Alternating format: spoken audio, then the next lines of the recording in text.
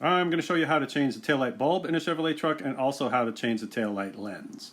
Comment if you think that the Fast and Furious Vin Diesel taillights are better. Yo, I like your taillights. Or the standard OEM taillight is better. This is really easy to do. It'll take you 15 minutes if you're smart or 30 minutes if you're stupid, but stupid people keep watching. You can do this. So open up your tailgate and you'll see two screws holding it in place. So unscrew the top one and unscrew the bottom one. And then the taillight will swing out and you'll be able to unplug the electrics.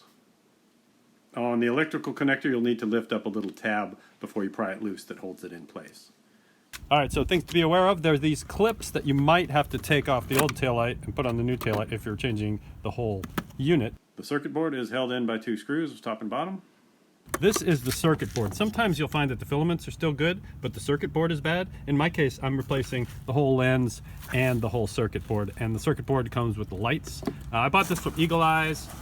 I paid a little more. It's 50 bucks for the two set, but you get a new circuit board. It comes with bulbs included, and it has DOT stamp on it. And I think it's not going to melt like this old piece of crap. You can see the bulbs were starting to burn their way out of here because this just was not very good. Even though it looks cool, even though it's Fast and Furious looking, not good.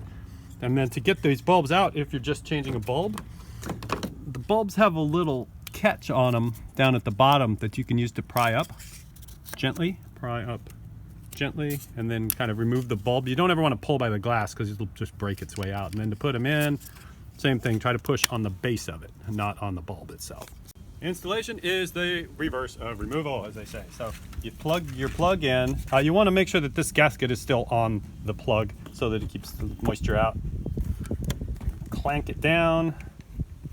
And then you hook the two hooks. So there's a hook here, that you want to hook into the little grooves. And that's going to, oh, it's so pretty. That's going to fit right in there. And then we just put two bolts in and we're done. One, and I'm not going to tighten them until I have them both in place. So there you go. If you don't see the bolt holes, remember that these things can move around a bit, so you are able to tune them to get the headlight in the exact, or taillight in the exact position you want it to be in. And you can even move it around a little bit while they're loose.